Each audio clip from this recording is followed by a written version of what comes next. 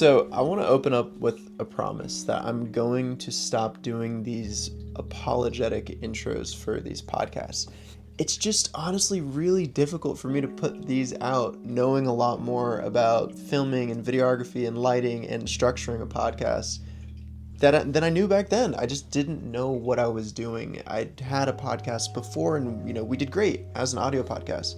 But filming this with a guest instead of a co-host, being in these different locations, having a mobile audio setup, all of it, it's just way different. And I want to be transparent about that process. One, so you guys can come along the journey, but also so that you can know like this has not been easy. And I want to hold myself accountable to the fact that like the first episode I filmed 2 years ago. This episode I filmed a year ago, in December of 2023. And it is what it is.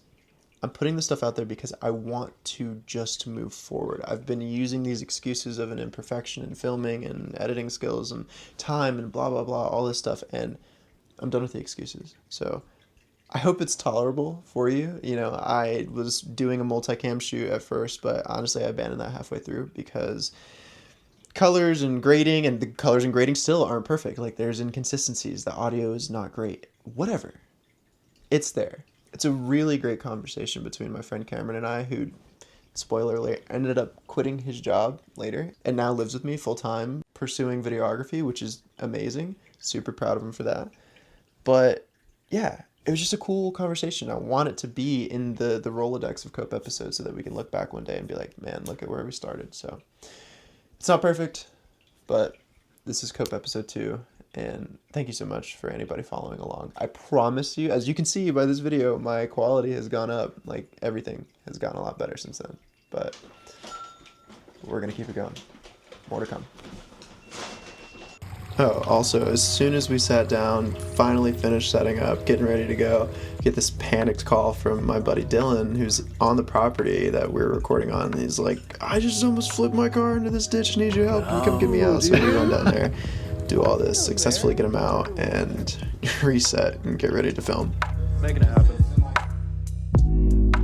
Okay, cool. What's up, dude? What's up? All right. Well, thank you for doing this, man. I appreciate it. This was like third take, just kind of like fucking around trying to get used to the setup here. We spent like an hour setting all this shit up. But anyways, Cam, thank you for being here, man. I really appreciate the opportunity just like to have these conversations. I'm super stoked to be able to do it. This podcast is like something that I've been wanting to do for a long time. It's been definitely a long time in the works, and this will be episode 2. So I think that like it's really cool that I get to have you on for the second episode because I don't want it to be like overly contrived. I really wanted to be like talking to the people that I like, that I share values with, that I admire, that we have like kind of a co-admirable relationship with, because that's like the whole vision of Cope and what I'm trying to build is like me being like a little bit different than, not different than, but just like I find it hard to relate to a lot of our generation a lot of times, just in terms of like having drive and like just doing whatever the fuck you can do to like make cool shit happen and be creative and like take good care of yourself. And like that's really what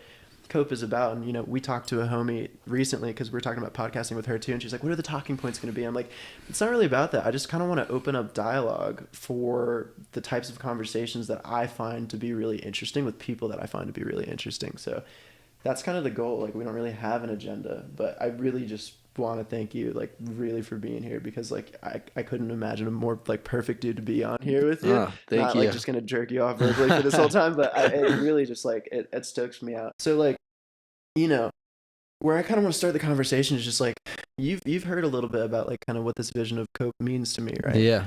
It's like basically it's drawing the bridge between self-care and taking care of yourself, and same fucking thing, but like health and wellness, but not just specifically like health and like training or just like any one specific thing, but what it means to be well and how that relates to doing cool shit and doing the things that you love. Because for me, the two are inextricably connected, and I think that there's a lot of conversation to be had between the two, and I think it's usually on either side. Like it's just either these very health-centric podcasts, like my last one was where we're talking about medical research and hormone optimization and all this stuff, but I think our generation like doesn't really relate to health just for the sake of health or like as a luxury. I think that like our generation specifically needs something deeper and like more like intrinsically like valuable and like fulfilling and like meaningful than that. And you know, obviously with like the whole Instagram generation, like so many of us, I know you do and I do, like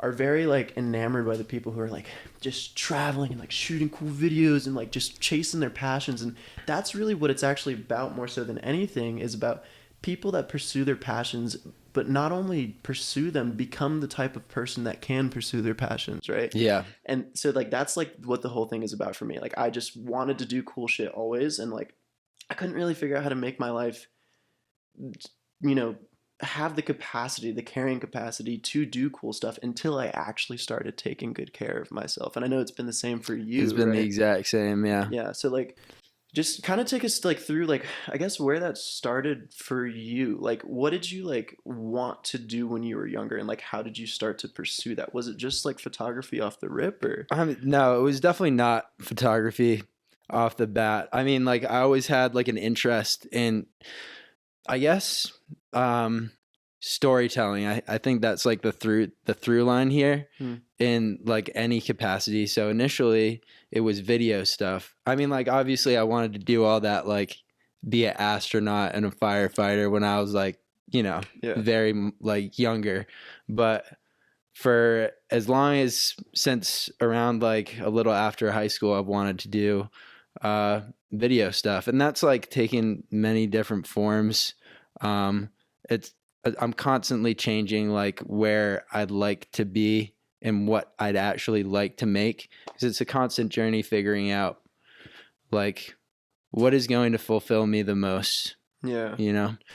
It's funny too, because like I think that people overly fixate on like what's gonna be the thing, and they're like trying to arrive at the point, and like I'll be happy when I just like figure it out. And it really, I don't think that you ever really get there. Like I think it really is more so about the process and the pursuit of just like pursuing excellence and like whatever that means for you. And I think Yeah. like when you tap into that, things get a lot more interesting. Because I know that you've done that too, where you're like, I'm just gonna be a videographer, and then you like have this discovery where you're like, I want to pivot and like do photography or like whatever it is. Like the more like open you can be to just understanding that it's really just about like the work working on you and not necessarily the results that you get, right? Like that was a thing for you, right?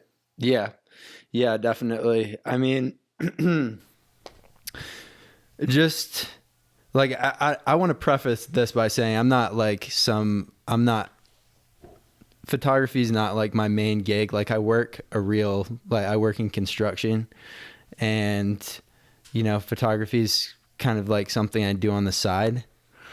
Let's get into that. Yeah. Let's double click on that. Why the fuck did you move out here? Like you were, so we'll go into the backstory a little bit, but like when we first like we met when we were 18 in Costa Rica. I guess just go into it real quick now. We met when we were young lads. We were the youngest people at this fucking surf camp, and just like stoked to find somebody else that was our age there, living in tents in the jungle. Yes. And we just kind of like that was really it. Like we kind of like lived side by side for like a month and a half or so, and then we kind of went separate ways, but we stayed in touch, and we ended up like kind of just talking a lot and like mutually bonding over like the pursuit of like our creative potential or whatever. So like when we like really started getting in depth talking was when you were graduating college, and you were like really locked into being a photographer, right? Yeah. I mean, at that time it was more video. Like I just wanted to move out of Massachusetts. I wanted to quit my job, and basically have no job and like force myself to do media stuff for money. Like that's what I wanted to do. Yeah.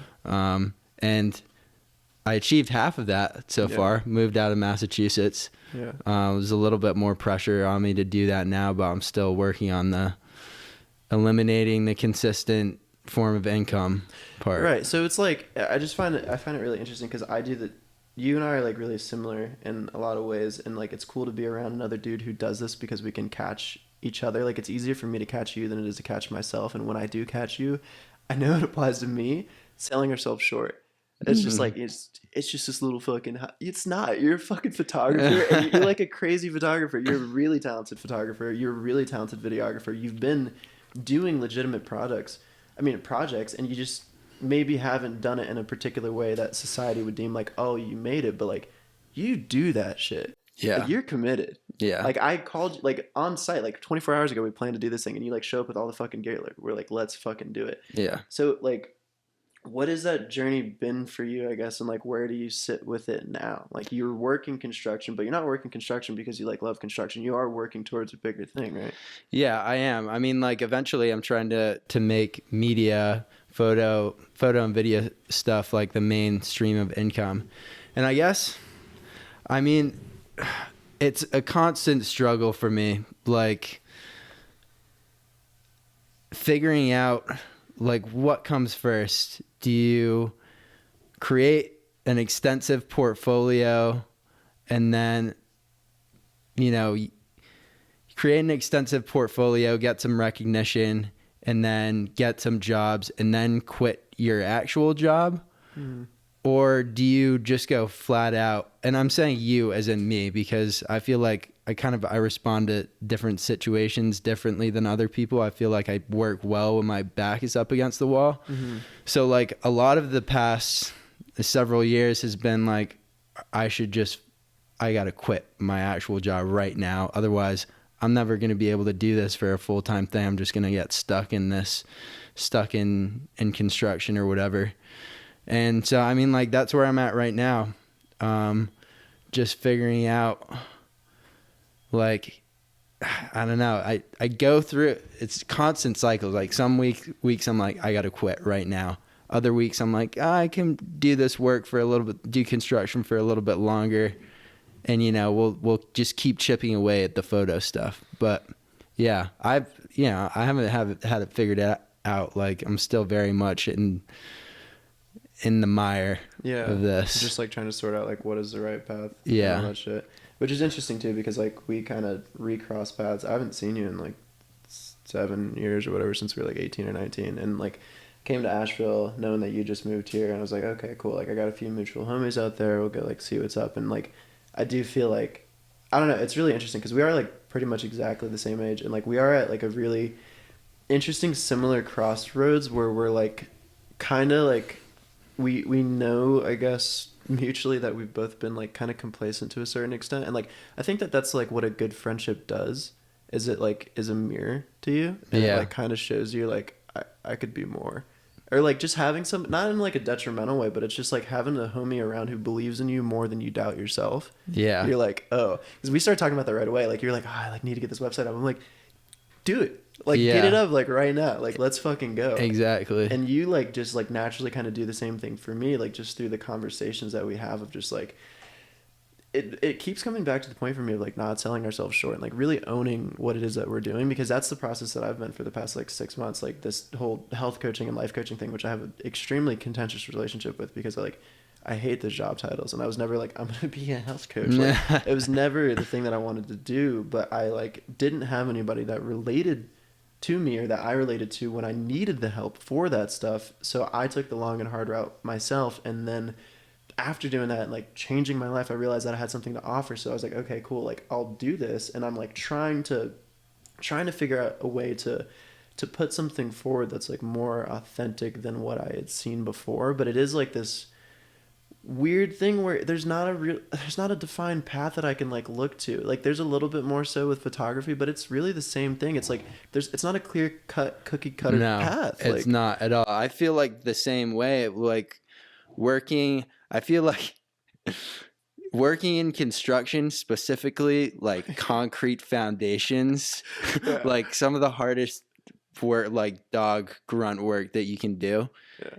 And also having this creative pursuit on the side. I don't know anybody else who's going through this, you know, trying to bridge the gap between two completely different worlds. Yeah. I think that's why we relate too, because I was also working construction. Yeah. Like for a long time, like for the majority of my adult life, like it was construction stuff.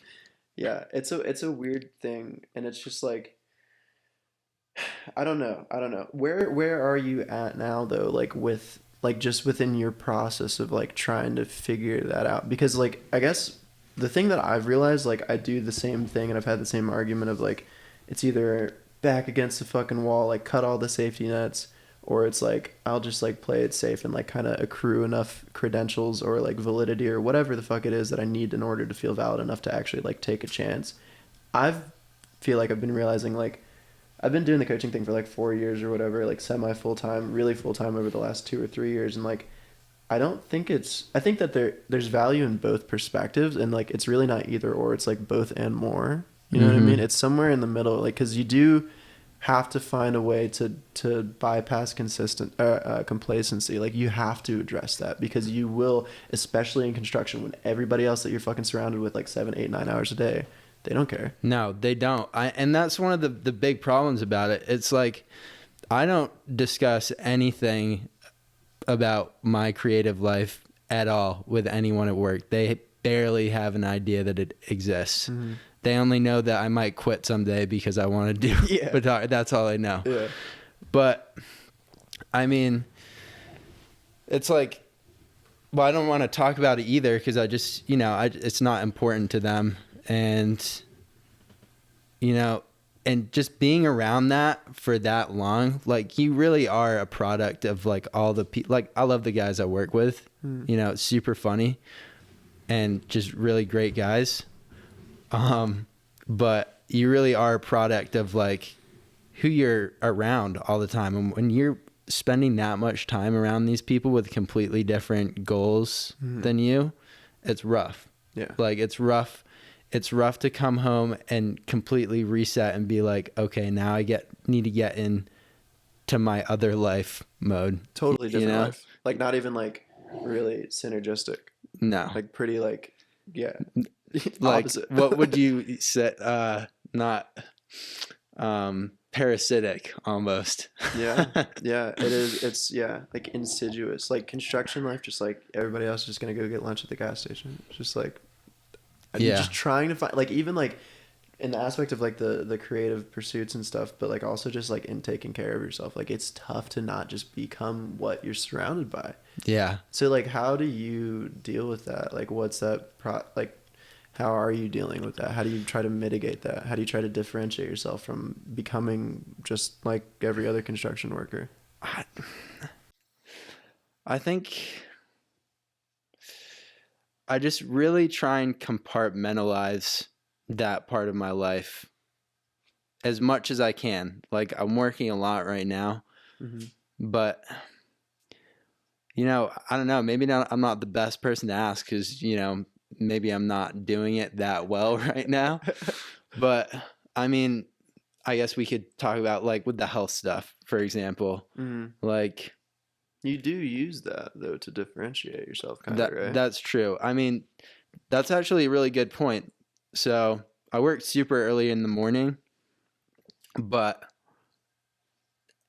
I noticed that if I go to the gym before work and I get up super early, I have to get up at like 4:30, and I get that gym session in, that's immediately like a win for me. That kind for of you. Yeah, specifically you. Yeah, it's immediately a win. And like, I go into work and I'm like, I'm not the guy who just woke up and like shuffled on in here to work construction. I'm the guy who like went the extra mile to get a lift in before. And that's how I see myself for the rest of the day. Yeah. It's huge. It's huge in terms of like keeping your mental well-being. Like, my days where I work out before going to work are just, my outlook is so much better. Yeah. That's like super important. And I like wonder if like, it's like we've done a little bit of like work together. I've like kind of just tried to share with like, all I'm really I hate even saying that shit because it sounds so like with client, like struggle so much with the verbiage on that. But like, really all that I'm ever trying to do, like, I do try to format it into like a business thing because I fucking have to, but all I'm ever trying to do is just like share with the people that I love, like the things that I've found to be valuable. Like, we talked a lot about that, like this whole psychological phenomenon of like you being in the state of brainwave state when you wake up, which is the same developmental brainwave state that you're in when you're like 3 to 4 years old or something like that. So we're super, super receptive for the first hour of the day. And what we do with that first hour of the day actually determines our frame for the rest of the day psychologically. So like, you getting up, like, I wonder if it was like intentional or if it just was intuitive because it feels good and it feels like you're maintaining yourself to wake up and do something for yourself before the world gets a chance to like get its pause on you, Yeah. I mean, initially it was like, all right, I got to do this before work, because if I don't have any time. Like, if I'm trying to work out after, no time whatsoever. It's from work to the gym, home, don't even have time to really cook because I have to like go to sleep. Yeah. And then, you know, started going in the morning out of necessity. And then I was like, man, I can't go back. Yeah. You know, it's really fucking tough because if you're really not taking like intense, specific, decided, and like planned actions to maintain yourself, like just even the rest of the world that we live in too, like will just sweep you away. I mean, just getting on Instagram for a minute, dude, like you lose yourself in 15 minutes, like immediately. So is there like anything else that you do amidst that, or is that like kind of the main one that like kind of saves you? During the workday, I mean, like meal prepping is huge. Like I have to make a meal that is like gains worthy. Yeah. You know, Yeah. otherwise I'm gonna be like eating shit food in the middle of the day and feel like shit about it. Yeah. So that's like another thing. Ooh, fire's popping off over there. What is that? Like a log? Probably. Just explodes. We left a lighter on top.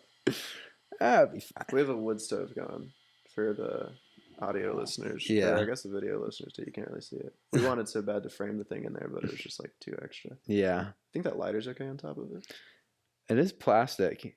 You think it's melting a little bit? Let's back into it. So that's really interesting too, because like we kind of just like latched onto that thing like that I was talking about with Cope. Like for me, it is so much more like than just you going to the gym. It's not like obviously you want to like get strong and like take care of your body, but it is also like there is self-efficacy in that, knowing that you have an effect on your life, like just knowing that you're doing something for yourself. That means so much more than just like the results in the gym, because it's not like you're like training to be a bodybuilder. Like that's obviously not optimal for even gaining muscle, like we've talked about that before, but it is like so much more than that. It's about you doing something for yourself, right? Yeah, definitely. I mean, yeah, it's just about showing up. And you know, for me, a lot of it has been just figuring out like how to be consistent with something, or figuring out just discipline in general. And I think that's been one of the things that it's taught me the most over the past couple years, is just how to do something when like you really don't want to do it. Like just it's like the middle of winter time, you're seasonally depressed, you don't want to do anything, but you know that this one thing has to be done, and you know that you have to do it. And you can apply that to so many different things. Like I've applied that same discipline knowledge to like photos. You know, that's like a huge point for me, is that I'm not always going to be super inspired, but sometimes you just got to get out there and like make some shit. Yeah. You just have to force yourself to do it. And the process of doing that, then you start, you know, you can inspire yourself a little bit, but you can't get caught up in like, oh man, I'm not inspired right now. Cause then you just go down like a rabbit hole of like, oh, I'm not even good at this. Like I'm not meant to be doing this. You just have to be disciplined in your pursuit of whatever it is you're trying to do. Yeah. It's like stepping beyond motivation. Like people ask that a lot. Like, how do you stay motivated? Like take care of yourself. I'm like, I'm not like, I can't rely on motivation. Like it may or may not be there, but it's really about dedication, and it's about discipline really, and like having grit to like, it's about that, but it's also about like having like a value system. Like it's kind of like an ethical, almost like spiritual, like weirdly like religious thing. It's like, who are you actually like defining yourself as? And like I want to define myself as somebody who like shows up and like does the work. Like have you ever read that book The War of Art? No. Stephen Pressfield. I think I've talked to you about it before. Probably, yeah. Dude, it's so great, but he talks about like just like the process of writing, and he talks about this like naming like the resistance as like actually calling it this thing, like the resistance that we have, and how it like comes up and like how it tries to like take us away. And it's really just like all of our insecurities or our laziness and all of our complacency. But he kind of like anthropomorphizes it, I guess, into like this actual thing that we have to contend with, and we contend with it on the field of what he calls showing up to like be a fucking pro. Just like be a professional, like be the person who shows up and does the work. It doesn't matter if you want to do it. Writers write, photographers take and edit photos, videographers take and edit videos. Like you just do the fucking thing, and if you can just do that, you find that like if you're not looking for motivation and you're just you've habituated yourself to just showing up and doing the work, you actually find that you do cultivate inspiration, which is so much more valuable than motivation, because like I said, motivation like kind of comes and goes, but you can find inspiration, you can find soul even when it's, and like not even when, specifically when it is most difficult to do so. If you still show up, there's pride in that, there's momentum in that. Yeah. Right. Yeah, 100%. Like I've gone out and, you know, been like, man, I really just not feeling taking photos right now, but I've gone out and I've done it and took some photos, come back and look at them, and I'm like, wow, these are fucking sick. Mm-hmm. And if I didn't just like take the chance to go out, like I never would have made this thing. And it always like surprises me how good they are after. Yeah. And like that's not a result of motivation, it's a result of you putting in the fucking work over probably several other times, many other times that you didn't really want to fucking do it. Yeah. Right. And then that like fuels you to go again. Yeah. And it does, like, it's not that it gets easier, but you get stronger in that regard. Mm-hmm. Right. Yeah. And it is interesting because it's like this kind of relates to the thing that we were talking about earlier of just like, do you cut the safety net and just like take away everything and just jump off the cliff and hope that you sprout wings on the way down, or do you like kind of like wait? And it's not that you wait complacently, it's that it's this philosophy of like Kaizen, which I actually have like tattooed on my forearms in Japanese letters like a douchebag, but it's this Japanese business philosophy of like, it means like consistent incremental change for the good. So it's like 1% better every day will yield so much more than trying to make for some 20% return. That's like never really going to happen. It's about like you just showing up again and again and again. And that is, I think, like the middle ground or the middle path between, you know, both being patient, not being complacent, and also not giving yourself a choice. It's not a fucking option. I'm going to do this thing. And that is a much more difficult path. I think it's almost like naive on either end, because like on one hand you're just like waiting for circumstances to be fucking right, and they will never be fucking right, and on the other hand you're just like, I mean especially in a creative field, it's really difficult to like hold a fucking gun to somebody's head and be like, make something cool. Like you can't really do that. It stresses you the fuck out. And like that's something that I've been going through recently, like really really hard over these past couple of months. I like, man, this podcast thing, it's really interesting because like last time I podcasted, it was in like April or whatever, and I was in the Outer Banks, and I was just like kind of there to figure out what was going on. But like right around the time that I was recording this podcast, the last one with Alex, I like started to figure out like something was going on with my dog, and it ended up being this like whole fucked up tragedy thing or whatever of like just trying for months like just to like figure out what was going on. Like something was off, and she just like kept getting sicker and sicker, and I like spent like thousands of dollars like going to the vets and like trying to figure out what was going on, like couldn't find out what was going on, and she's just getting like worse and worse, and they can't find anything. And then like 3 months of that, and then like just one day taking her to a specialist out of state, and then like realizing that she was like dying, and that she was like gonna die like soon. And it was just like the 3 months up to that or whatever it was were like super destabilizing, on top of me already putting my business like down and like damn near bankrupting myself already, and then like putting things down also for like ethical reasons, and like trying to figure out like why I was like trying so hard when I came back. And I want to talk about that too, like the aspect of like trying too hard and all this shit or whatever. But like I was like, whatever, it was this whole thing, and it was just like destabilization on top of destabilization on top of destabilization that has been this last year of my life. And eventually she fucking died, and I was like, my daughter that was like the center of my world, and like I had to put her down too, which was like the worst thing that you could ever do, because like your world's gonna collapse and you have to kick out the final pillar.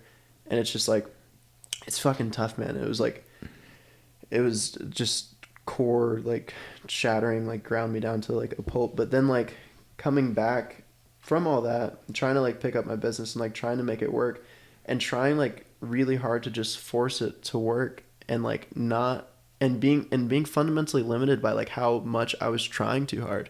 Like I was just like, if you can't be creative from a place of scarcity. They're antithetical. Like they're fundamentally opposite. Like I can't create a business. I can't continue to grow. I can't expand and come from a place of contraction and scarcity at the same time. Like it just doesn't work. So like on the other hand of this like also naive spectrum of like black or white, like both are fucked. It's somewhere in the middle of like waiting forever and being complacent, or just like I'm gonna jump and like fucking force myself. Like that's what I've been doing. And like so we've kind of taken like different approaches and like gotten fucked up on each end of it. And it's just like that one doesn't really work either. So it does kind of have to be somewhere in the middle of like it has to be sustainable, right? It does. I mean, yeah, that's kind of what I'm figuring that out now, just like chipping away. I was talking about this to my mom the other day, but just like shouts out mom. Shouts out for real. Yeah, shouts out my mom too. Love you, Mom. It's nice being away from them because like you're pretty stoked to talk to them. Yeah. Like I call my mom, like we have great conversations when I'm nowhere near her. Yeah. Love you, Mom. Love you, Mom. But I was just saying like, yeah, I just, I'm working so much, but as long as I just like keep chipping away at this thing, just like every weekend, just a little bit, like before you know it, like it's like working out, you know, just keep doing a little bit. You might not notice results. But going back to what you were saying, dude, it's fucking so hard to be. It's one thing to get in the gym when you're like suffering emotionally or worrying about shit. It's a completely different animal to try and be like creative when you're going through some shit. Cause that's mentally taxing. It's not really to go it's therapeutic to work out. Yeah. And like weirdly enough too, like, or not weirdly enough, like it's actually not fucking weird at all, and it needs to be less fucking weird and destigmatized or whatever, because I think people have so many fucked up stupid associations that going to the gym is all about polygamy. Vanity. Yes. We just all need to fuck each other, dude. Like I'm just trying to tell people and nobody wants to listen and be in these circle jerks with me, but whatever, it's fine, we'll get there. But going to the gym, I think, is like misconstrued as just being this thing about vanity. And it is like, as you were kind of alluding to earlier, it's about so much more than that. It's about just, it's so simple and mechanistic, but it is like, I think it's like one of the simplest things that you can like reach out and develop self-efficacy. Like you're like, if I do this thing, it doesn't matter if I deserve it. It doesn't matter how I feel about myself. It doesn't matter if I think I'm a complete fucking piece of shit. If I go to the gym 3 to 5 times a week and I eat properly, I will gain results. And that in and of itself breaks the dark stained glass window of your depression, saying that you're a worthless piece of shit and that you have no power, because depression fundamentally is you feeling like you don't have a choice or that you don't have any capacity to affect the world around you. And by doing that, like everybody that I fucking work with, no matter if they're coming to me because they're trying to fucking kill themselves or because they're trying to lose weight, I get them in the fucking gym because it means something to you to know that you can affect change in your life. Yeah, 100%. And but I don't want to say it's like it's gonna like cure you, but it's one component of a whole slew of things that you can do. Yeah, and I think if you like go into it with the understanding of that, because that's definitely something that you have to balance for too, because a lot of people do just replace one addiction for another addiction. Like a lot of very suspicious of bodybuilding, and it's like, I'm not gonna just trying to be gentle with my words here, but like I'm very suspicious of it, and it does not seem like, obviously it's not healthy, and you're like doing something that like should be about health, and you're like literally like increasing your chances of dying at 45 by like a lot by taking real PEDs and all this fucking shit and steroids, and there's some homoerotic stuff too of whatever we're not gonna talk about that. That's fine. Yeah, it's fine. It's fine. But it's just like it's an odd thing, and it's not about that. I kind of lost my train of thought, but like yeah, I think it's really just about understanding that you can start somewhere. It's not the thing that's going to take you there all the way, but it's a piece of the puzzle. And if you start, I think it's just a good place for people to start, and then they can start there, and then like,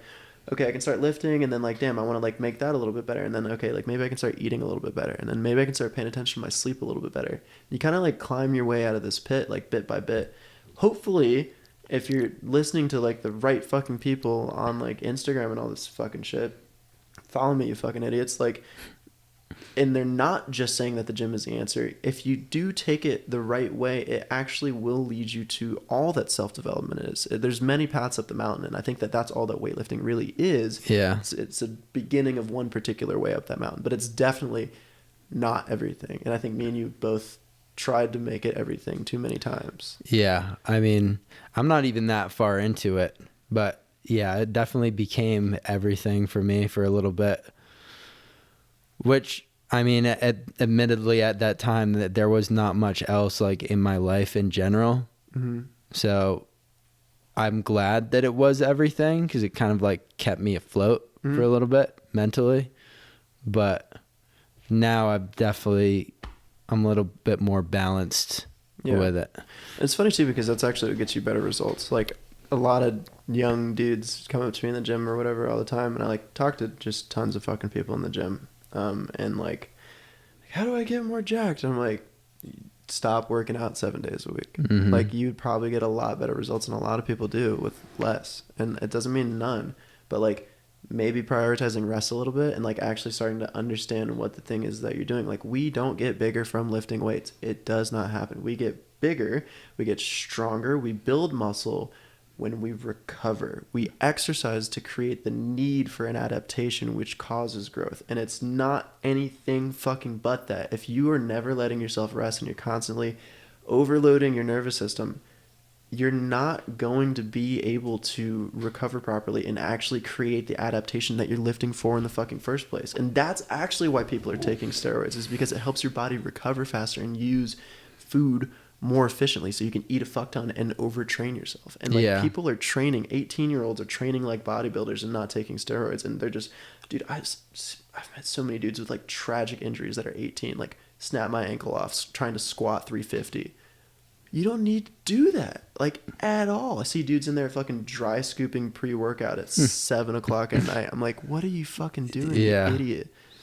Yeah, it's there's so many issues with it, but I think it really just is about like understanding that like health has to be holistic, and that's like what I'm really passionate about, like trying to communicate in like my coaching practice and the stuff that I put out on like social media and all that stuff is just sharing. That's what it was for me, is like I didn't really get any results until I started to understand that health had to be holistic, that it's not just the body, it's not just the mind. Like, you can go to therapy, and I'm like kind of waging war against like the current therapeutic model. Not really. I think there's a lot of great therapists out there, but there's also a lot of really fucking stupid therapists out there that just want to keep people coming back, and that will just continue to just fucking exacerbate people's bullshit and enable their bullshit more and more and more by appeasing them and just being like, oh yeah, that's okay, because they're happy to have them keeping, on their business model. It's a fucking business, and they can just keep them coming for years and years and years.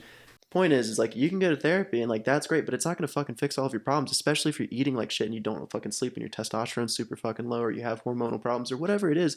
It is but one piece of the puzzle. Mm-hmm. It has to be mind, body, heart, and spirit. Like, that's the only fucking way. And once I actually understood that, like, I was trying for years to fix my life when I was like 16, and I didn't get anywhere until I started to be like, oh, it's all of these different things that I was trying to force to happen in these little isolated pockets. But once I actually started to create synergy and build bridges between these different things in my life, that's when things actually started to work. And I think that actually ties into what we were talking about earlier, is like, I think that's why just forcing fucking photography doesn't work. Like, it, and why just doing the construction and just putting photography off to the side doesn't work either, is because there has to be like synergy and flow between the different things that we're doing. It's all about the integration. Yeah. Yeah. Yeah, and that's where I'm struggling with right now. Where are you like struggling with that right now? Where am I struggling with that? Well, I'd say like the huge thing is that my company is growing a lot right now. Mm. So I went from working like, 45 hours a week or 40 hours when I first started like a year ago at this company to now working 60 plus. That gives me so much fucking anxiety. Yeah. Yeah. So that shit is fucked. And there's at this right now where I am, there's like, it's so hard you can't get any work done in the week. You can't do anything else during the week. You have to wake up, maybe you get a gym session in, you go home, cook dinner. You can't like go online because it's 8:00, and if you're looking at the screen, like for me personally, my sleep's gonna suffer. Everybody. Yeah. And then by the end of the week, I'm gonna be like a few weeks ago, I got super sick. Like a bunch of shit happened to me because my immune system shut down because I was so tired, because I was just trying to like go out like and go hang out with some friends, like find some release. Right? Yeah. And so yeah, that's super hard right now. That's a really tough one, because I think that you're still doing better than a lot of people, but like, I mean, it's something that's pervasive for all of our generation, and just like the economy that we're in, and like how hard it is to like have a house, and like how hard it is to just like get fucking by now, like doing average things. It's like we are very often caught in a cycle of like just living to work, and then like that creates just this need to escape and just tune the fuck out and just like find some release. And for most people, that's either just staring at other people's lives on Instagram, doing cocaine that's not cocaine on the weekends. Cocaine's not fucking cocaine, anybody. If you're doing fucking coke, you're not cool. It's definitely not coke. Or drinking a fucking ton, or smoking a ton of weed, which I think is like weirdly the most dangerous of all of them, because it's so like innocent now. Even though everybody's smoking like 28% THC, that would give a normal person a fucking panic attack if they I'm not addicted. Yeah, just like, okay, sure. And like, they're like, Rastafarians have been doing this like religious. They were smoking 12% THC, dog, with 10% CBD, dude, and like a full spectrum plant. That shit that smells like Lysol is not what the Rastas were smoking, bro. Yeah. You get any of that near them, dude, they would freak the fuck out and be like Bumbleclaw or whatever the fuck they say. Like, it's not normal, but whatever. It's just like people do, it seems to be this cycle of just like hating your fucking existence Monday through Friday or whatever. And I think that we're really taught this in high school, like just hating what you're doing, with a burning passion, and your parents telling you just get through it. Yeah. And on the weekend you can do whatever you want, and then you just completely fuck off on the weekend with your sleep schedule, with drinking, with just like sitting around being a fucking bum watching TV, jerking off with your left hand in the fucking bag of Doritos, and you got some Dorito crumbs under the tip of your dick for whatever reason, and like you just can't get it away, and you're wondering if it's just red or I don't know, you're not really sure what's going on, but it's not good. But it is like this cycle that people get stuck in, right? Yeah. I think that like we both struggle with that. I mean, that's why I'm where we're at right now. I mean, like, for some people the cycle is fine, you know, like some people. I don't think it is. Really? I don't. Well, I'm not saying the cycle of like, I'm saying like the 5-day. Oh yeah. You know. Yeah. Thing. Like some people like find a way to make it work. Yeah. Yeah. Those people have families. Yeah, they have families. Also, maybe you do something, or maybe they're not super passionate about their job, but they have something like else that they are very passionate about. Yeah. That keeps them going. I think it's like, well, I mean, it is that thing. It's like if you, the cycle is, the fucked up cycle requires you just completely resenting what you're doing and then needing an escape by the weekend, and then just like completing that and going over it. Because the thing is like the weekend release of just like completely numbing out keeps you complacent enough or just barely numb enough to go back and do it again. And that's like where it gets dangerous. Now, if you can start to look at that and like realize that doesn't work, and like either, I just think that model is fucked up of like hating what you're doing for most of the week and then just like having fun on the weekends. That means like the majority of our life is I'll be happy when, I'll be happy if, I'll be happy when I get to the weekend or whatever. And like that's just not, it's fundamentally not sustainable. And like I think it is okay for some people, but I do think a lot of those people have families, because what a family does, and this is something that's been fucking me up lately, is just like understanding that like a family gives everything else that you're doing a sense of like responsibility, because it's not just you working for the sake of yourself and just to like make ends meet. Like you're working to like raise a child, you're working to provide for your wife or your family or your husband or whatever it is. Like, so the issue is not even necessarily that like your job sucks, even though a lot of times it is, it's like, are you fulfilled by what you're doing? And like, do you have a structure in place that gives your life meaning? Right. And it seems that like that's the main issue that we're in as a society, is that we're having a meaning crisis. Mm-hmm. Which is fucked. Yeah. Yeah, it definitely is. Yeah. And a lot of people do talk, weirdly enough, like the family thing. It's like it's just something. You got to have something bigger than yourself. And I think that that's like really what's been fucking me up lately is just like understanding that like I have to like okay, this is a really interesting thing that like technically there's no difference between thinking of yourself and being miserable. Mm. Which is really weird. Mm-hmm. But like this is like a very like thoroughly discussed thing in clinical psychology, and it's just like it creates that just like that narcissism and like just self-centeredness. Like you can't be miserable and not be thinking about yourself at the same time. Yeah. And it's like one like that is like it seems to be like what we're made for. Like that is actually how we create meaning, is like having something that's bigger than ourselves. And I think that so much of society is completely antithetical to that. It's all about like me, like the self-made man, like the dude in a fucking block of marble that's like chiseling himself out. Like it's all fucking me. Like get the fuck out of here. Yeah. I mean, like on that meaning thing, I was talking with a friend a few weeks ago.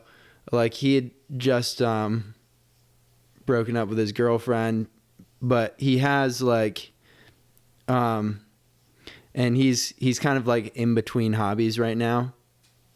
He loves his hobbies, but he's kind of like transitioning from one that like he'd always had, and kind of getting out of it. But you know, he's had a great job. A lot of people would love to be in his situation, but he was just telling me like, man, I just like don't know, like I just don't know what to do. Like, what is there now?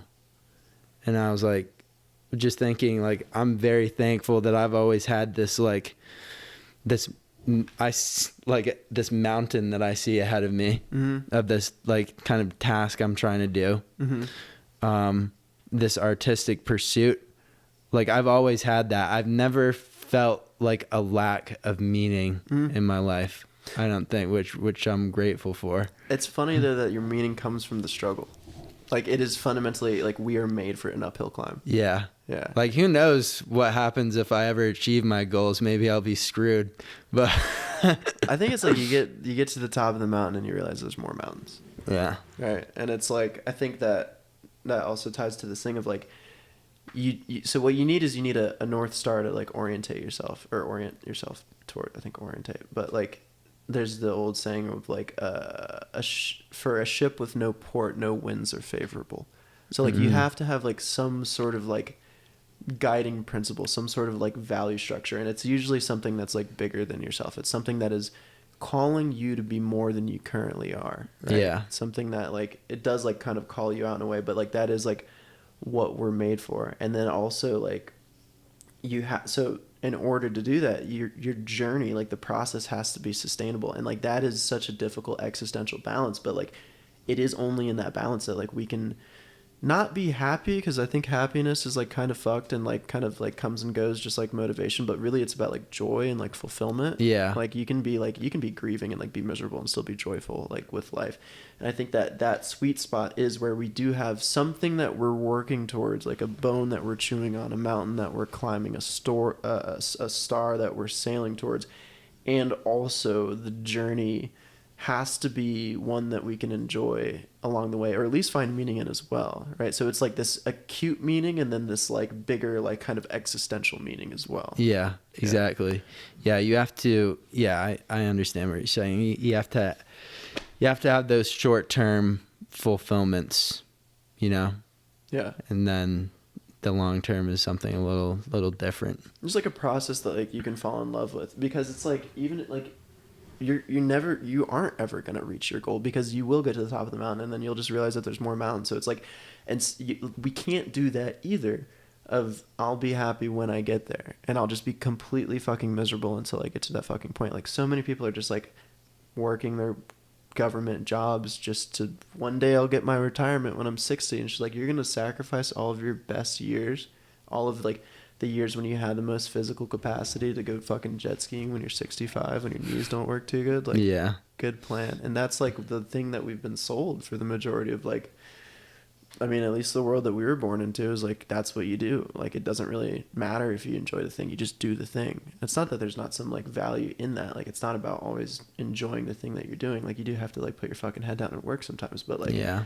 I think that we're in this weird existential like moment in life and in society where like we have to kind of like redefine the rules that we're playing with for the first time, because we know for the first time that like the previous model doesn't really work.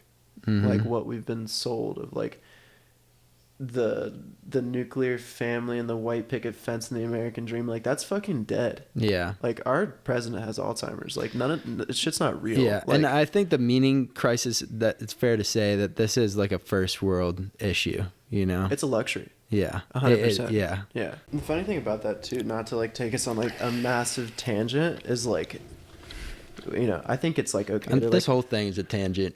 it's just one long series of tangents since I was born, dude. Like it's all a rabbit hole.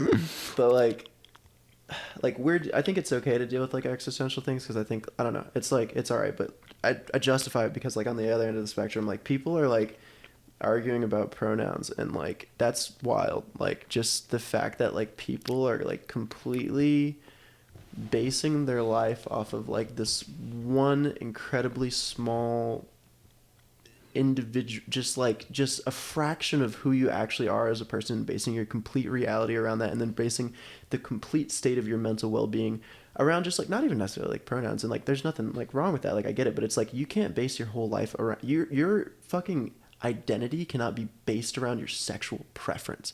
Like nobody gives a fuck.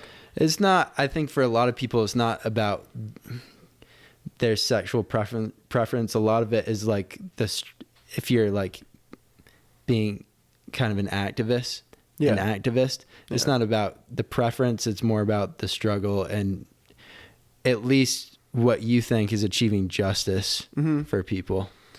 Yeah. But it's like and like so and that's where it's complicated, because like there is a point at which that does need to happen. Like there are a lot of things that need to be broken down and like rewritten, and like we need to be more equitable and inclusive about the things that we do, and like we need to not necessarily complicate, but like just expand, I guess, our horizons of like what it means to be a human being, like for sure. But people are completely like ripping each other apart and dehumanizing other people while actively trying to fight for their rights to be quote unquote more humanized or whatever. And like I get it, because like I'm black, but like I'm not gonna base my whole fucking opinion on life about being black. Like there's a certain point where you gotta like move on with life, and like you gotta like still like at least fucking Christ be a decent human being. Like you can't be an asshole because you're mad about somebody else being an asshole.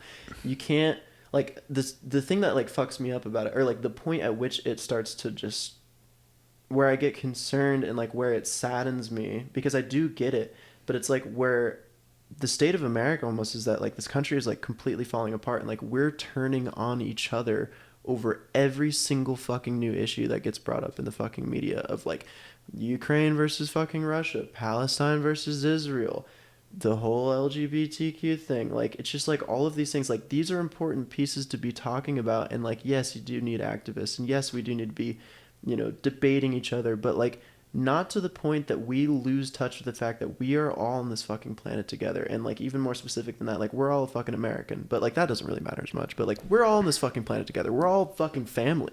Like we can't afford to like hate each other as much as we do. And I think it is just because like I think what I'm pointing to is that it's like another form of escapism, because like you get to not focus on your life and like the things that you need to be doing and like your mountain that you need to be climbing, because you can just pick this one thing to demonize, and then you just go to war on that thing. And I don't think that these things are things to go to war on. And like maybe that's not for me to say, but like it does seem that like we've reached this weird overcorrective point now where like we're just getting lost in the bullshit. And there's this great like Douglas Murray quote of like, we'll be like arguing over somebody calling somebody the wrong pronoun when the barbarians walk in and slaughter everybody. Yeah. Because we're like so caught up in our first world problems that we're just like completely losing touch with the fact that like life fundamentally is it like that's not really a fulfilling thing. Like it can be in some regards, but like to be completely consumed with it to the point that we're like losing touch with the fact that like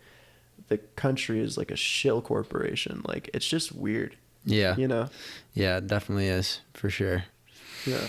Mm-hmm. It just becomes another form of escapism, and I think that like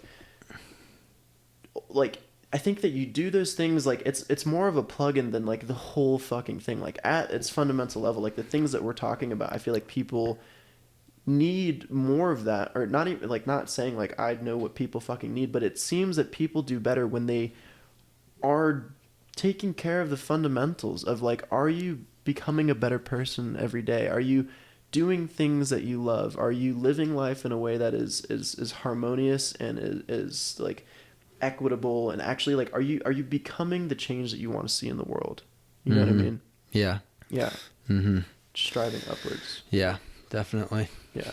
I just worry about our generation because like the stuff that we're talking about here of like just even like like being suspicious of construction or like the normal job or like any like sort of thing at all, like just seems to be like so far outside of the norm that like sometimes I feel like I'm fucking crazy for like seeing people on Instagram just like ripping each other fucking apart, and like people protesting in like New York and like ripping down signs of posters of like missing child posters of people like on doesn't matter what fucking side. If somebody's like posting a fucking picture of like their little fucking girl that got like fucking kidnapped by whoever, what's happening in this situation? like there are protesters in New York City that are like free Palestine, Mm-hmm. which like, you know, great cause. Like I get it. Like it's a very complicated thing or whatever.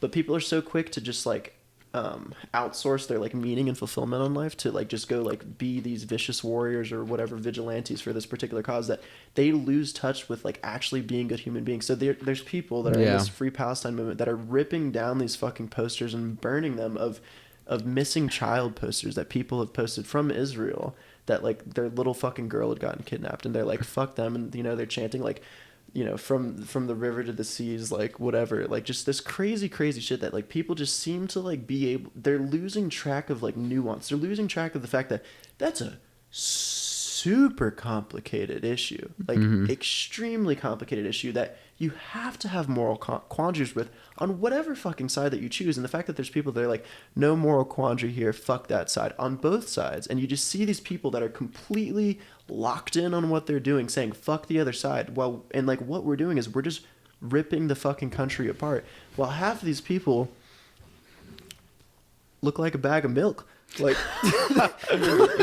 they're just like you just see these like people that are in these protests that are just like the sloppiest looking motherfuckers. Yeah. Like 87% of people in America are metabolically dysfunctional, which means that they're probably somewhere along the path of being pre-diabetic. Most people are fat. Most people are fucking miserable. Most people are depressed. Most people are on antidepressants. Most people are anxious. Most people are not sleeping. Most men have very low testosterone. Most men will be infertile by like 2044, according to Shanna Swan in the book Countdown. Like, just there's so much other shit that's going on the fundamental levels of like being a decent fucking human being and like cultivating some healthy soil that like it just seems that like we're losing it, and it makes me feel fucking crazy. Yeah. That like I'm like that you are one of the only dudes that I can talk to that's like trying to take care of themselves in like a real pragmatic way. Yeah.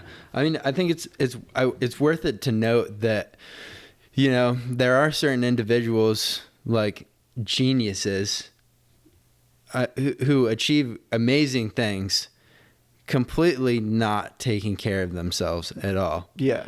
Most people are Einstein probably was pretty sloppy looking. Yeah. Most people are probably not that way. Most people probably need help from other holistic aspects of their life in order to achieve, just reach their full potential. Yeah, like any potential, like at all. Like you can't, and that's like what my whole thing is or whatever, of like I'm both a life and a health coach or whatever, but people come to me for all these fucking different reasons, and like my approach fundamentally is just like basically therapy. I just can't call myself a therapist, but it's like getting people healthy in order to fix their fucking problems. Like to me it's just like such a glaring issue, because I was a sloppy person. I was fucking miserable. I was like suicidally depressed for like a long time. I had like crazy fucking bad acne. I was getting injured all the fucking time, and that should have been like the prime of my life, and I was like completely fucking miserable, and it was because nobody actually taught me how to take care of myself. So because of that, unbeknownst to me, I was just fucking cynical. The world sucked. Fuck everything. Fuck everybody. Burn it all. I don't care. I was completely nihilistic and cynical because I was fucking miserable. And like, I just think it's like this kind of like meta point or like philosophy that it's not an option to be strong. It's your responsibility to be strong, because if you're not strong, you will become bitter. You will become resentful. And that is the root of all evil, like fundamentally. Yeah. Like, that's where we lose touch with humanity. And it's like, I love that there's like all these sides talking about these different things. I love fucking gay rights. I love activism. And like, obviously, like, I'm fucking black. I would still be a slave if it wasn't for that shit. Probably. I'd be like a house slave. I'd be inside doing cool shit. But like there's a place for that for sure. But it has to come from a place of expansion and like an actual growth, and not just ripping everything down with no actual plan to build anything different. So how do you if you're super down bad, how do you take the first steps to start actually taking care of yourself? Like, where's a good place to start, do you think? Like, pragmatically in terms of things to do, or like philosophically? Yeah. Well, I guess in terms of things to do you think it's different for every person, or? Well, it is in the specifics of like what you need to do, but I'll go to like kind of the meta principle, because I think that that's where it all starts. What did you do to start taking care of yourself? I think like at its root, it's just stop lying. And so what that means is like everybody has an opportunity. There's two parts to changing your life, and everybody does the first thing often, but they always miss the second part. And the first part is to like look at yourself, like really honestly, just like look at yourself and look at your life and like take account of like what's going on there. The second part is to not look away and not just like distract yourself and not just like look under the covers and be like, that's fucked up, I'm gonna go smoke a blunt. Like, so that's what it was for me. And it was like when I actually started like really getting honest with myself and developing a framework to do that, where I would like consistently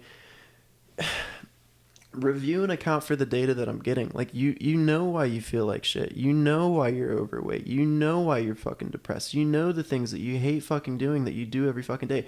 Your body, your intuition, your instincts.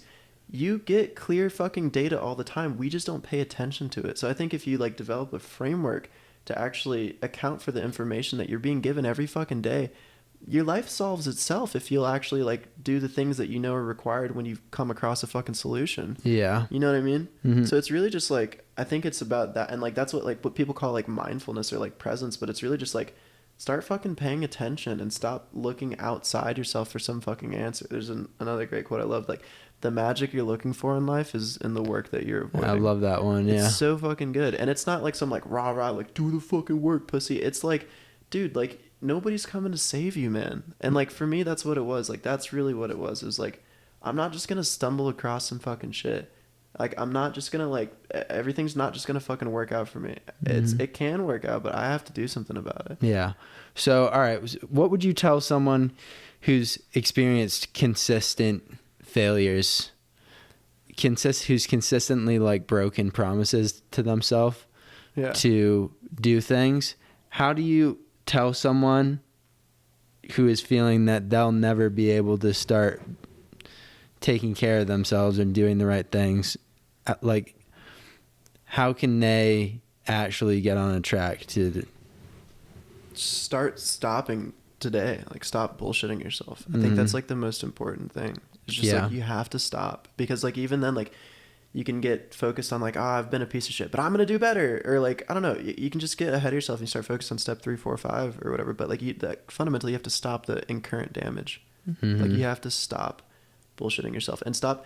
Maybe it's just like you stop with other people or whatever. You stop telling like these little like white lies. You stop laughing at shit that you don't think is funny.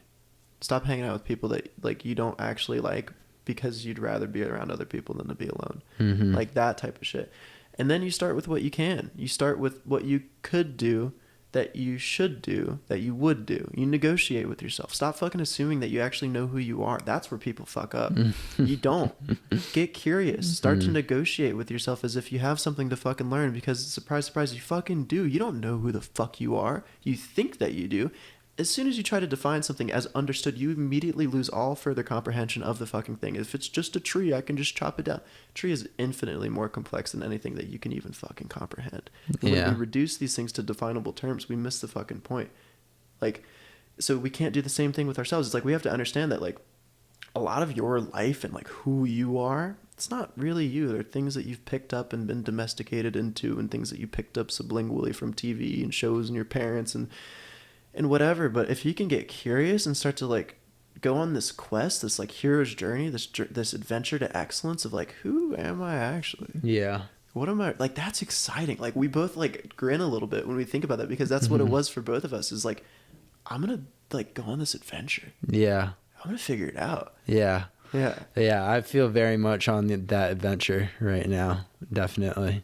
It's the hero's journey. It's the call to action and then answering the call. But most people are stuck on, like, step 2 and 3 of the hero's journey, which is, like, you get the call to action and then they deny the call to action. Yeah. I think it's really, like, much less of a big, like, fucking world shattering change at first. I think that life is always calling you. Like, you don't really have to go out there and look too hard. I think it's always tugging on you. Yeah. If you just listen, like, you know, most people know what they shouldn't be fucking doing. You know you should not be 47 pages deep into Pornhub. Like, you know. Post-nut depression's a thing. Like, you gotta quit, son. And, like, when you do that and you do get the post-nut depression, which is a real thing. I wrote a paper on it in college. Yeah. Like, it's this huge dumping of dopamine and, like, no serotonin because there's not a person around, and no oxytocin, so you don't feel, like, justified in it at all. So you just feel depressed. But, like, that post-nut clarity, let's say, instead of post-nut depression, like, start listening to that and do something different. When you do something that's wrong, like, a lot of times you have to do, and, like, that's another thing too, like, you have to do, like, you have to stop beating the shit out of yourself. If beating the shit out of yourself worked, you'd be perfect by now, wouldn't you? And I know that's something that me and you both struggle with a lot. Yeah. Like, it's tough. How do you bridge the gap? Or how do you not beat the shit out of yourself but be hard on yourself? That's the question. And would you rather err on the side of being hard on yourself than, like, not, do you think, if you had to choose? I mean, I guess we have to, like, break down, like, what we mean by be hard on ourselves. Like, for me, it's, like, defining first principles. Like, that's, I think, like, fuck the terms, and, like, because I think, like, we muddy things up. Like, being hard on yourself could be, like, one thing, and being hard on yourself could be, like, the most beneficial thing and also the most harmful thing. So I think for me, it's about, like, defining some ethics and morals or values, North Stars, whatever. And, like, for me, it's love and honesty. And it's specifically that. Like, those are the two things, like, in all the reading I've done or whatever, like, those are the two things. It is, and it's not one without the other. It's the razor's edge between the two. It's not honesty without love, because that's, like, appeasing and, like, and inciting more bullshit or enabling more bullshit. And it's also not, or it's not, that would be love without honesty, and honesty without love would be, like, just being callous and being a dick. So I think it's, like, when you have both of those, it's fundamentally, yes, you're okay as you are, dude. Like, you slept in an hour, you missed your alarm. You're not gonna die. You're fucking 25. You could do nothing for the next 5 years and still turn your life around. Like, you're gonna be okay. And also, you could be more than you are. Mm-hmm. Like, at the same time, and it has to be that. And I think it's the balance of the two. So it's just, like, it really what it is, it's acceptance, and then, like, putting your head down to do the work. Yeah. But I think that the issue is that, like, people typically resist the thing. They resist the uncomfortable emotion of, like, they're so mad. Like, this is a direct example for me. Like, if I wake up late, I used to just eviscerate myself. Like, ruins my day. Yeah. And then it ruins my week. Like, it just takes over everything. And, like, after a certain point, you just have to realize, like, that it doesn't really work to just, like, spin out like that. And so if you look at it of, like, why we spin out, it's because we're in conflict, and the conflict requires that there's a void between two sides. So it's this part of you that's, like, trying to face the fact that you fucked up, and this other part that's like, it's fine, and, like, goes and, like, looks on your phone, which is the stupidest fucking thing. Like, dude, why would you go on Instagram when you know that you're short on fucking time? But, like, we have this childish impulse to, like, turn away from the thing that we know that we need to face. So if we would actually sit with it and be like, why are you so mad, dude? And then you realize, like, I'm just, like, afraid that I'm not going to be okay. All right. Yeah. We can work with that, man. Like, that's sad. And that's okay. Yeah. And you can pat that little fucking 12-year-old version of yourself that's just terrified of the fucking world. And you can be like, yeah, man, like, that's a totally valid fear. That makes sense, man. But like, hey, 10 out of 10 times that we thought that we were going to die, we didn't. Yeah. That's pretty crazy. Yeah. 100% of the times we've made it through. But dead people aren't thinking that because they're dead. That's fact. That's true. There's got to be careful with that one for sure. But like, it is this thing of just like, of looking into the abyss and like really just facing the things that are going on in there. And I think that like a solution will come through that acceptance. But like people just usually, they never get the time to do that. Even if it's not that they're actively distracting themselves, life will distract them. So they like wake up late and they got to like rush to fucking work. They never take time to sit with themselves, never take time to journal. Or I always oh, Saskatoon, hey kitty. Oh, Nice. she's so fucking cool. This cat is 18 years old. She looks like a kid. But I always tell people, like, you either have to meditate, journal, or like go to a therapist or see a coach. And if you're not doing one of those three, you're fucked. Like, the life is just too distracting in the modern world. If you don't have some form of contemplative practice where you can actually face yourself, what are you gonna do? So I think that's really the issue more than anything. It's not that they need to defeat the fucking part of themselves that like wants to be hard on themselves. Like, that's gonna be there, and you want some tension there, you want some drive. Like, that's okay. It's just that it's unchecked because people don't look at themselves. So I think it's just about starting where you can, man.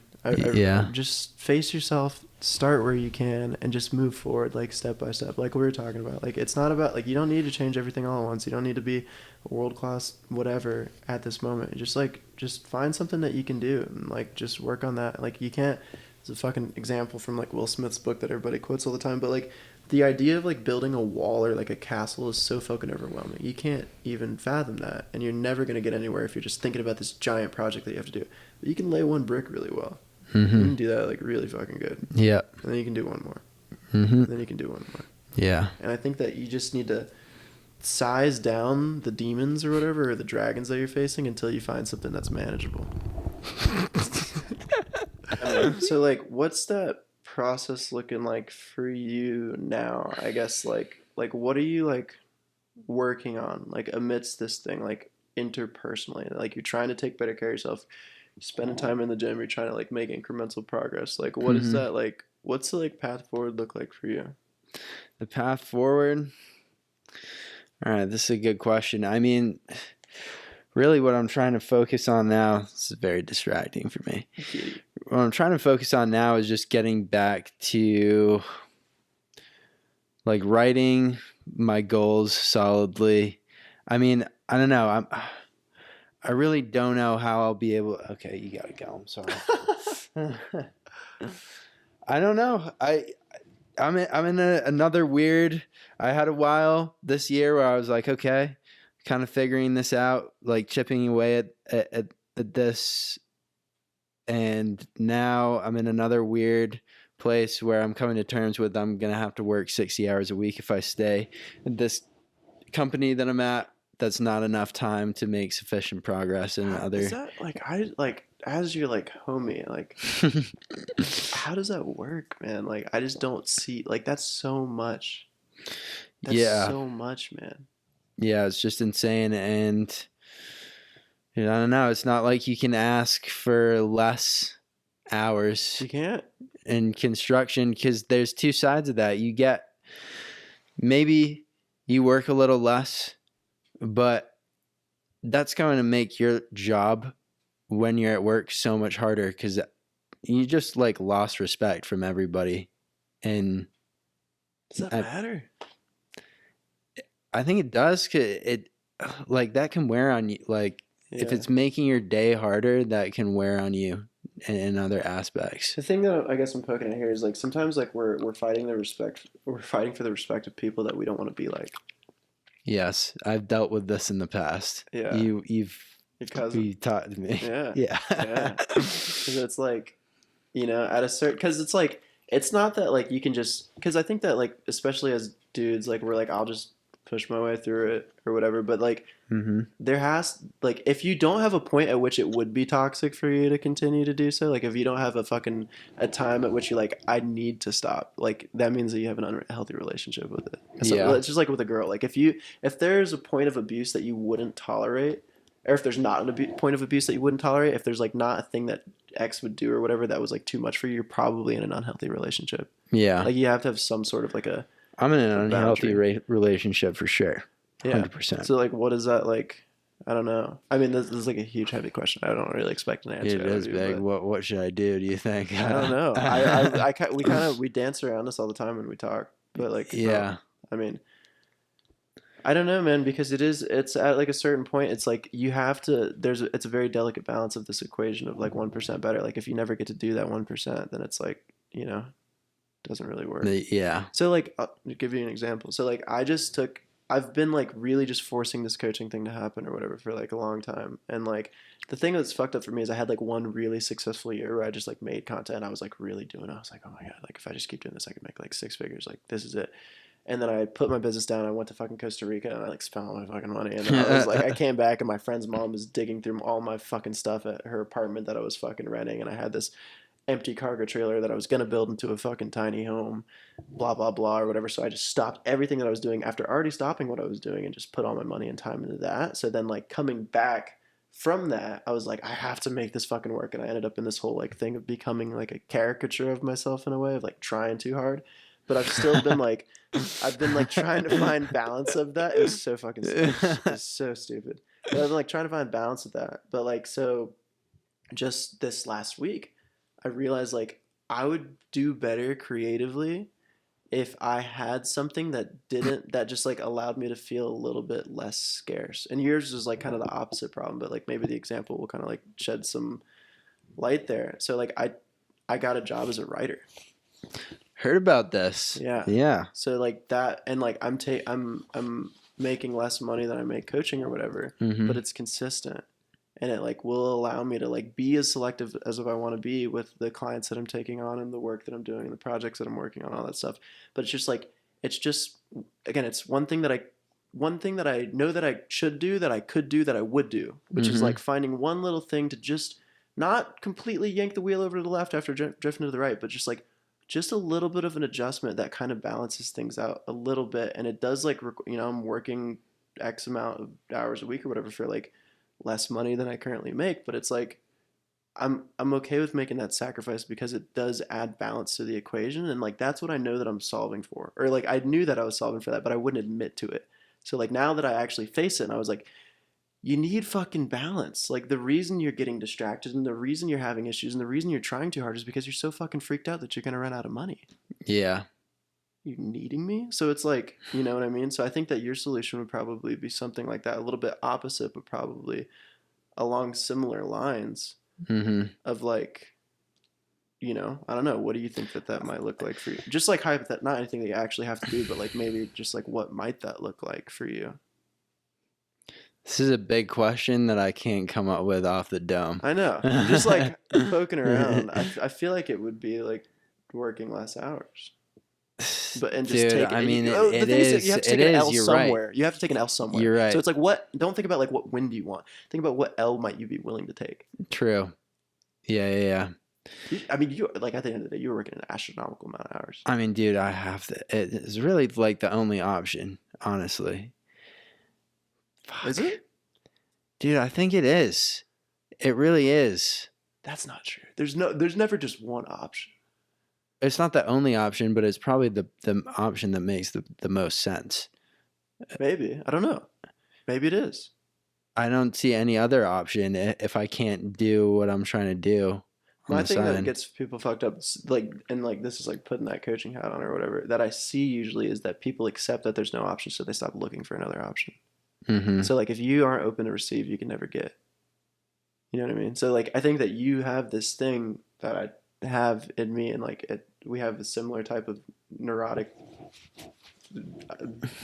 personality type or whatever. Like I'll just put my head down and just like fucking force something to work. Yeah. And I'll just be fucking miserable and I'll just like suffer my way through it. And that's what I was doing with the fucking coaching thing. And I was like, damn, dude, like maybe I just need to chill a little bit and just like do something. Like it doesn't mean diversify and like completely distract myself from what I'm doing, but like maybe I just need to like I had to find balance. I just had to. It was volatile. It was not healthy. It was stressing me the fuck out. Yeah. It was fucking with me.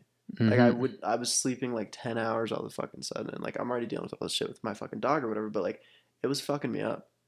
So it's just like, it doesn't matter if I don't think that it's a fucking option. I literally didn't think that it was an option for me to find a fucking job. I can't get a job as a writer. I'm not a writer. Yeah. That's not an option. Yeah. How the fuck? No, not an option at all. But once I actually was like, you know what, fucking maybe. I hit up a homie and he was like, dude, we just fired our content manager yesterday. He's like, that's so fucking crazy. He's like, I think I might be able to get you a job as a writer. Like, we actually need a writer. Would you be down? I was like, what? And it's like, you get what you communicate out to the universe. And that sounds like some really woo-woo floofy shit or whatever, but it is true. So yeah, I mean, I don't know. Obviously, like, I'm not going to fucking, obviously not trying to like pressure you to like find a solution or anything like that. It'd be a shitty thing to do to a homie. But like, it is definitely something that I just went through. And it's just like, I think it's pretty fucking amazing, like, how much actually there is out there. Like, there's this thing that I always say to people that, like, we usually have more freedom than we're usually aware of. Mm-hmm. And, like, there's so many other options out there, but if we're not looking for it, we'll never find it. Yeah. I mean, like, dude, and I'm historically, also right now, this is going into, like, a rough period. Like, I definitely get bummed out during the wintertime. Yeah. And it just gets so much easier to just buckle down and work your way through it and not think about anything else. Like, just like go to work and not get through anything else. Yeah. But like this point is rough for me because, you know, I'm like thinking about what I want to do, like, you know, some camera stuff. I'm thinking about it. I'm like, wow, that really doesn't seem, I'm not interested in that. Mm-hmm. But then I'm thinking like, oh yeah, it's because I'm not really interested in anything right now. Yeah. You know, and you have to make that, you have to realize that and distinguish, or I have to like make that distinguish, be like, oh yeah, like I'm just hating everything right now. Depressed right now. Yeah. Yeah. It's not an indicator of like whether or not I'm supposed to be doing this and how passionate I am. It's just, you got to take a step back and be like, okay, yeah, I'm depressed. So that's my concern. Yeah. Like, as your homie, like looking at the outside in or whatever, it's just like, I mean, a factor that is winter or whatever, but that's a big victim blame, like for sure. Like a lot of it is also the job that you're working that's like extremely like taxing. Yeah. You know? I mean, I've gotten seasonally depressed since puberty. I think, with even just being in school. That's another. I'm so much better off now that I'm not in school. Right. So like yeah, less seasonally depressed. Yeah. Well, the thing is, like, I don't know. Like, you were so stoked. You made this podcast happen more so than I did. Kind of this week. I mean, I've been talking about it for a long time, but you hit me up a couple days ago. You're like, dude, let's make this thing. Because we got to do that for each other, you know? See what I'm saying? So it's just like, it's, yeah.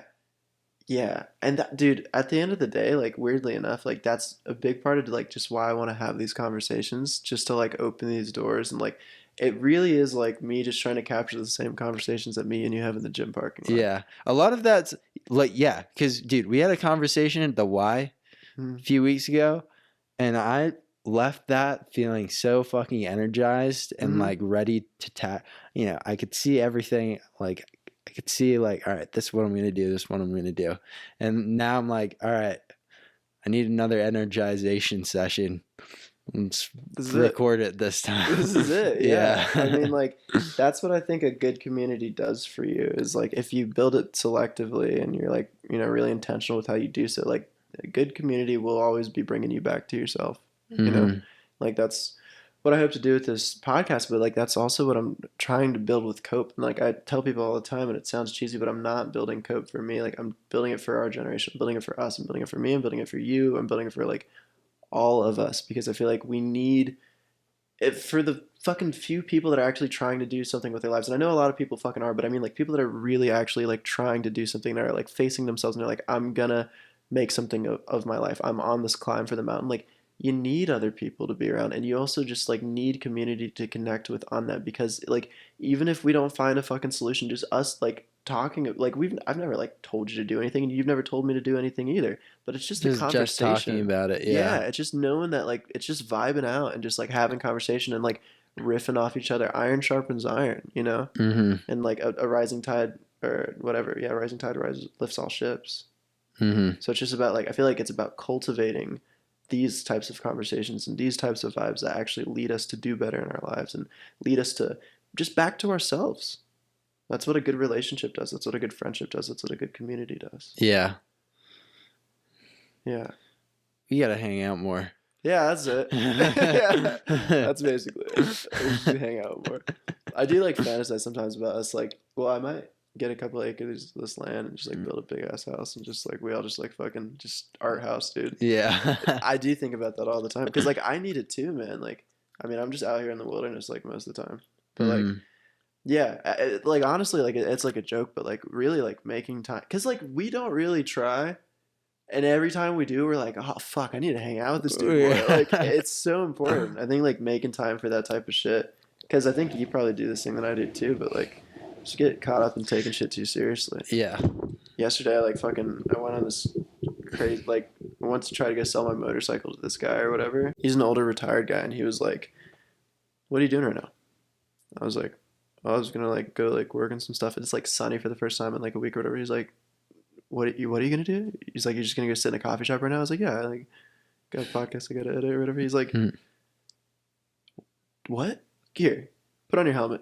And he tosses me his keys, his BMW motorcycle, like this GS 1200. I've never driven anything like that. You don't get to do that. He's like, let's go on a ride. Was it like an adventure bike or something? Yeah.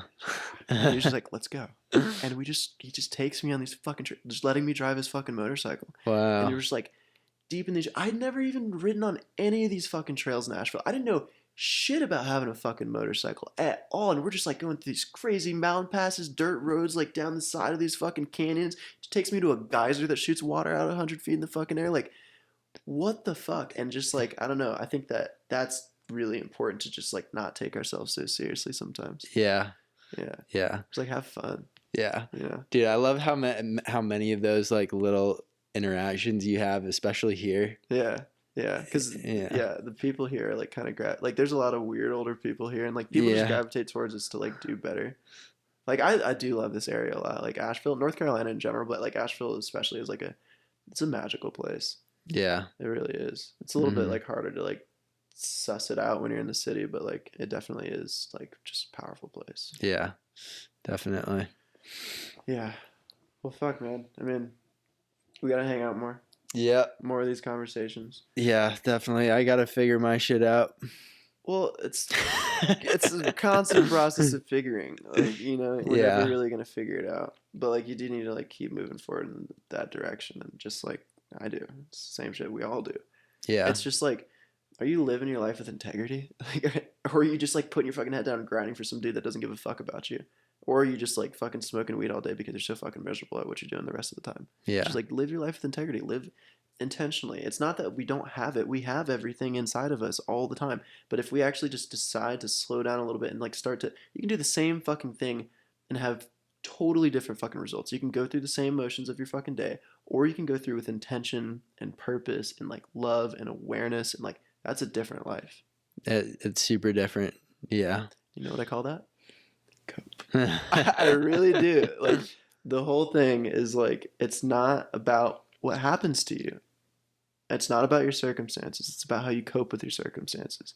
How we respond to things is everything, because it's like, if you hate life and you're cynical and you're like, whatever, fucking nothing matters or whatever, then life's going to just give you that. But if you decide, it's almost like a religious act of like I'm not like by any means fucking religious, like very deep into like spiritual texts and stuff, but I don't have any like particular thing. But like in the Bible, like it's this, I've been like going deep on like Jordan Peterson, like Understand the Bible. The book is actually fire. There's some crazy shit in there. It's pretty fucking wild. Bible is underrated, guys. Like you heard it here first. But like there's this thing of like, you know, God made the world and then he declared it as good. And that's like this like, you know, Chuck and George and Peter goes, oh, well, you know, and he just breaks down for like hours, but it's this like, it's this act of faith. It's like he made the world as it is with like rape and war and death and all the fucking things. But like to say that this world is good when you're depressed, to be like, dude, my radiator just exploded the other day. Dylan just almost fell in a fucking ditch with his car. And like, just like, if we really look at things and we have this like the balls, the audacity, the faith to say, all right, This is good. Yeah. Life's beautiful. Yeah, I mean, dude, like I'm working on this right now, but it's and I don't know if this is just a thing with age that I get better at and just not getting so caught up in like, oh, this problem happened and it's the end of the world. Mm-hmm. I don't know if it's an age thing or what, but now I'm noticing like, you know, I'll get some bad news or something and it sucks. But before I would let that, you know, that would really take over my day. But now I kind of catch a glimpse of like, I can just say it's okay. Like I'm just going to say it's okay.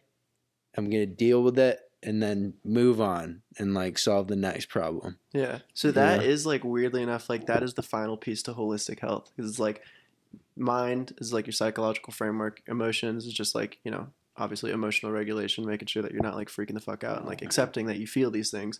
Physical, taking care of your body, eating good, training, sleeping well. And then the fourth part, spirit, is this emergent thing. So when all those other three things are good, like you're not going to get there if you're like, you know, completely miserable physically, emotionally, or mentally. But if those are okay, despite whatever's going on, if you're okay enough to be like, this is okay. That is the emergent property of spirit. That's spirit. That's soul. Yeah. That's inspiration. Inspiration is to fill with spirit. And that literally, the etymology of it is to like fill with the presence of God. Whatever fucking God is, it's not about like some fucking white dude in sandals. It is literally that which is best. It is aiming towards the highest good. Yeah. Like that is a game changer. And that's like what cope is like trying to like, that's why I want to have these conversations. And that's why I can't just be a personal trainer or a fucking therapist. It's like, after you have these conversations, like spirit starts to leak into it. Like we start grinning, we get all excited, we start ranting, we go in these rabbit holes. We don't even know how long we've been talking for. And like that is inspiration to fill with spirit. Yeah. Yeah. Yeah. It's sick. It's good shit. Man. It's good shit. It really just is like that simple. It's just fucking, it's rad. And life is like pretty cool if you can just, if you decide it is, you know, it is what you make it. Seriously. And like, yeah, I don't know. That's still crazy to me that I can just, you know, I'll still get like, I'll see a little glimpse of like, oh, like it's okay. And then I might just go back into my like, oh, this sucks. Yeah. But I'm still knowing like in the back of my head, I'm like, oh, I just like said it was okay for a bit. I can do that again. Mm-hmm. Like if I just really will myself to do it. Yeah. And it will be okay. Yeah. And if you have like like for me, it's like about like the framework, like the daily habits. Like every day, like I have a morning routine where it's just like I don't have a fucking choice. Like I'm gonna wake up, I'm gonna exercise for 15 to 20 minutes. I'm gonna meditate. I'm gonna write every fucking morning. And like that, just dude, my natural disposition is like somewhere close to depression. Like I was diagnosed at one point with manic depression, which is bullshit because fuck the psychiatrist. He just wants to feed me pills when I'm a fucking 15-year-old. But like I do have like a pretty like solemn temperament naturally. I just like think about a lot of heavy stuff, like the whole like astrological Pisces thing or whatever. If you want to go down that fucking rabbit hole, it's just like mine is dark, dude. The Pisces is to cry the tears of all of humanity and to bear the weight of the world on its back. Like that's fucking deep. But I do like stereotypically kind of like or go towards that and like, you know, people look at me as this like kind of motivational, like rah dude of like inspiration, like it's all good. But like I wake up most days like pretty savagely depressed. And that morning routine, dude, is like, it feels like a superpower. Like just doing something, and like same thing with like you going to the gym. It just doing something for yourself, showing up, man, it means everything. Yeah. You can flip your whole, like you don't have to stick with the depression that you've been like given or whatever. Like you can do something about it. You can meet life and you can tweak things and then you can flip your whole fucking day around. You have say in things. Most people just don't look for it. Yeah. Cope. That's what it is, man. Just like you start, it's not about, you don't change your whole fucking life circumstances. You change your circumstances by changing how you deal with shit. You change how you deal with shit by changing your relationship with yourself. And then everything starts to shift around you. Life gets real fucking magical and cool if you actually start trying. Yeah. And dude, it's gotten so much. It's got its difficult parts right now, but dude, my life has gotten so much better over the past like year and a half or so. Just so exponentially better. Yeah, for sure. Like it's really fucking cool to see, man. And I just like really kind of want to commend you for it, because I know it's not easy, and I've like seen you, I've watched you go through your struggles, and like we've shared a lot of those struggles and talked about it, and it's just like like just it sounds so simple, but like the fact of like meeting up with you after like 7 years of not seeing each other, and it's just like instant like bro love, like right off the rip. It's just like, oh, this dude fucking gets it, and like knowing how hard I've been working on taking care of myself, and like because of that, I've kind of like set myself even further away from the most of society. Like, not to toot my own horn or anything, but I'm just like super selective about who I'm around, and like just seeing you, I'm like, oh fucking thank God, dude. Like, can't like a friend, like a brother, an ally. Like, yeah, dude. Yeah. Like, yeah. So it really is like I'm obsessed with like just like bettering myself, and it's just cool to like know that like you're doing the same, and that it makes me like personally feel a little bit less alone and like a little bit less crazy. And conversations like this, seeing you do your thing, seeing you put up your photography, everything, man, just seeing that you're still fucking going, like gives me hope in the world. Yeah.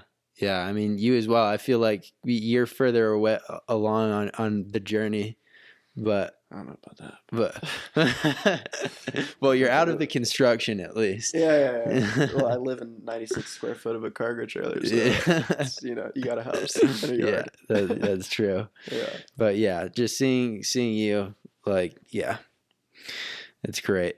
Each one teach one, man. Mm-hmm. Sweet. Let's get some fucking food, dude. I'm hungry. I think we could talk for like hours and hours. I don't think it's ever gonna end. Yeah. But yeah, man, I just like thank you again for having this conversation with me, and like I really just like the reason that I'm doing this, which is not like a good use of my time in order to like build a brand or build Cope or like build my coaching business or any of that. It's really just about building Cope through these conversations. It's like helping me figure out like what it is that I want to do. It's giving me that inspiration and lighting that fire in me, and just like it's building these bridges. And like I really just hope that you continue to do this thing with me, and like we'll build this thing with me, like, because it's not for me. I want to build a vehicle with my friends for other friends to be able to jump on and use at their you know, to their benefit. Yeah, dude, and you're passionate about it too. I've been sitting on it for 7 years. Yeah. So it's really cool to be able to like just like, honestly, it means so much, man, that you're like doing it with me, and that you believe in it enough to be like the fact that you said let's podcast, like that, I couldn't turn that down. Like I'm just like, let's go. Yeah. Like it just means so much. So thank you for believing in just the vision, and just thank you. Like, I mean, it's bigger than me. It's like for the world. I really do believe that this is how we change the world. It's just like being the best versions of ourselves and helping other people do the same. Yeah. So hopefully somebody else will listen to this and also be inspired. All right. I guess that's time. Yeah. That's weird. Yeah. All right. Fuck yeah, dude. All right, man. Hell yeah.